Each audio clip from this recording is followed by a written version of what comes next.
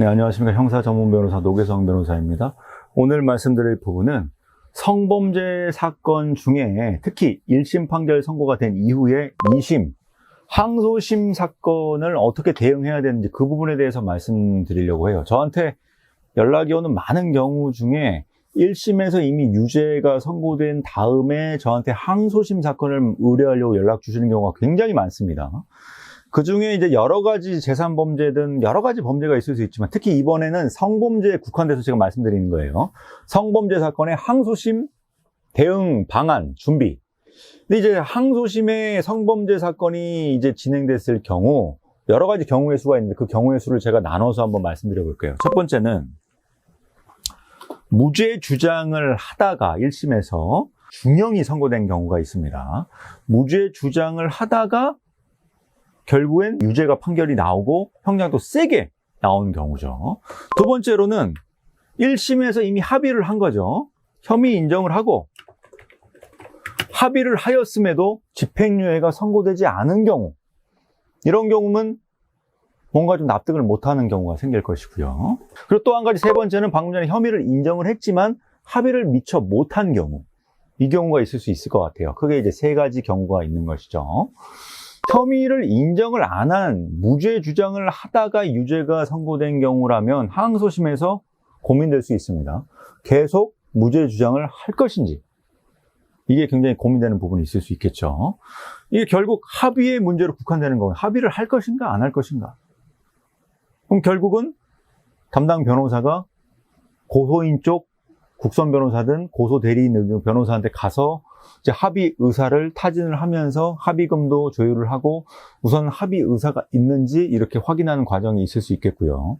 근데 이것도 약간 불리한 부분이 있을 수 있습니다. 왜냐면은 그쪽 그 고소인 쪽 변호사한테 연락을 해서 방문을 하든 찾아가든 합의에 대한 얘기를 꺼내는 순간 이 고소인 쪽 변호사는 1심에서 무죄 주장을 했었는데 이제 항소심에서 자기한테 찾아와서 합의 요청을 하고 있다. 이러니까 혐의 인정을 전제로 합의하려고 하는 것이 아니냐라고 하면서 고소대리인 의견서에서 추가로 의견서를 낼 수가 있거든요. 제가 했던 지금 사건 같은 경우도 단순히 1심에서는 일부 무죄가 나오고 항소심에서는 지금 합의 부분을 할 것인지 고민하는 상황이었는데 제가 찾아가서 합의에 대한 얘기를 한 것 자체만으로 고소대리인 쪽에서는 그것을 자신네들에게 조금 유리하게 서면을 내는 경우가 있거든요. 사실 저희는 혐의 인정을 하는 걸 전제로 합의 요청을 한 것이 결코 아니었음에도 그런 식으로 조금 자기에게 유리하게 이렇게 악용하는 부분이 있는 것이죠.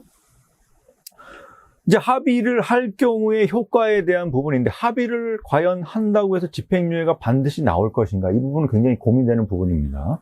과연 그 사람이 이 가담한 혐의가 성범죄 달랑 하나밖에 없는 것인지 다른 혐의도 여러 개 섞여 있는지, 합의를 한다고 해서 집행유예가 보장되는 건 아니거든요. 물론 집행유예가 보장되는 경우도 죄명별로 있긴 있습니다. 이 미성년자 의제 강간 혐의 이런 부분 같은 경우는 보통 합의를 하면 집행유예가 거의 나오는 경우가 일반적이죠. 물론 제가 했던 사건 중에서는 합의를 안 한 상태에서 이제 의제 강간 혐의가 보통 1년 6개월 정도, 1년 6개월 이상 선고되는 경우가 있기 때문에 항소심에서 제가 이제 꽃까지 들고 상대방 쪽 변호사를 찾아가서 합의를 했다라는 그런 부분에 대해서는 다른 영상에서도 제가 한번 설명드린 부분이 있고요.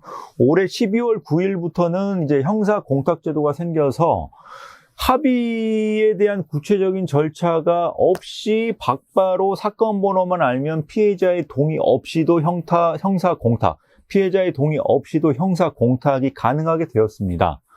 물론 이 피해자의 동의가 없었던 상태에서 일방적으로 형사 공탁을 하는 것이 양형 참작 사유에 얼만큼 반영될지는 조금 의구심이 있지만, 강간 같은 중한 어떤 성범죄가 아닌 뭐 강제추행 내지 조금 경미한 성범죄 같은 경우는 형사 공탁으로도 일정 부분 감형의 효과가 생기지 않을까라고 생각이 됩니다. 실제로 합의 절차를 해보면 금액이 안 맞아서 결렬되는 경우도 있어요. 어떤 사람은 뭐 7천을 요구하는 사람도 있고 어떤 사람은 5천을 요구하는 경우도 있고, 이 자기가 생각하는 금액, 이 피고인이 생각하는 금액과 피해자 쪽에서 주장하는 금액이 안 맞아서 합의가 안 되는 경우도 있기 때문에 이런 부분은 공탁으로 어느 정도 효과가 있을 수는 있지만, 공탁을 받는다고 해도 피해자 쪽에서 명시적으로 처벌 불원 의사를 밝혀주고 고소 취하를 하는 거에 대해서는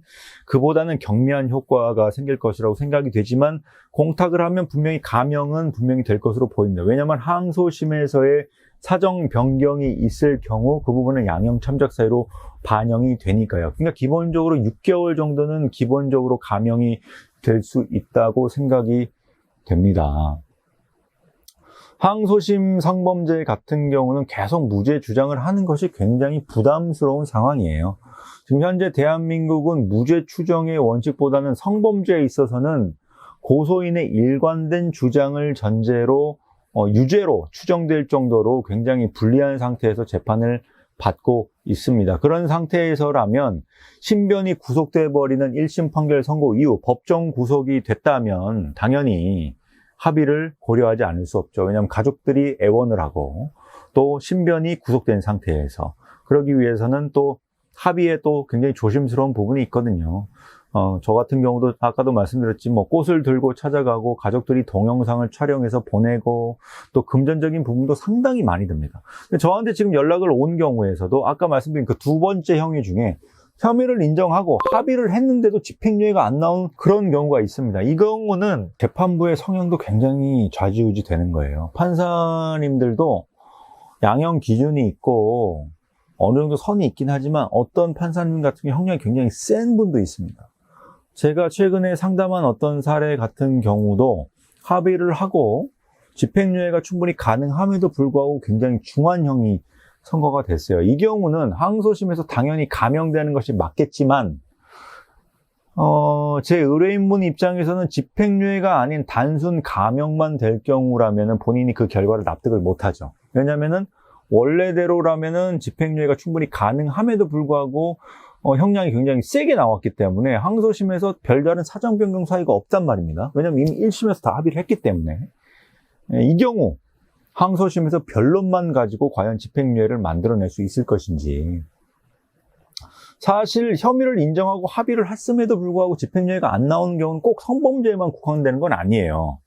예를 들면 교통사고, 도로교통법 위반 사건 같은 경우도 사망사고나 좀 중상해 같은 경우는 합의를 해도 실형이 나오는 경우가 있습니다. 이랬을 때 항소심에서 과연 사정 변경 사유를 못 만들 것이냐. 변호사가 PPT 변론을 하고 이런 사고의 발생 과정, 성범죄 과정의 발생 과정을 부연 설명한다고 해서 사정 변경이 생기는 건 아니거든요. 이 사정 변경 사유는 추가적으로 합의금을 지불할 것이냐, 아니면 새로운 증거의 발견으로 범행 가담 경위나 사건 사실관계가 조금 달라지는 부분이 있었느냐, 이런 부분을 추가적으로 변론을 해야 되는 부분이기 때문에 1심에서 판단 누락이 있었다면 그 부분에 대해서 부각을 하겠지만 사실 2심에서 사정 변경 사유를 만드는 것은 쉽지가 않습니다.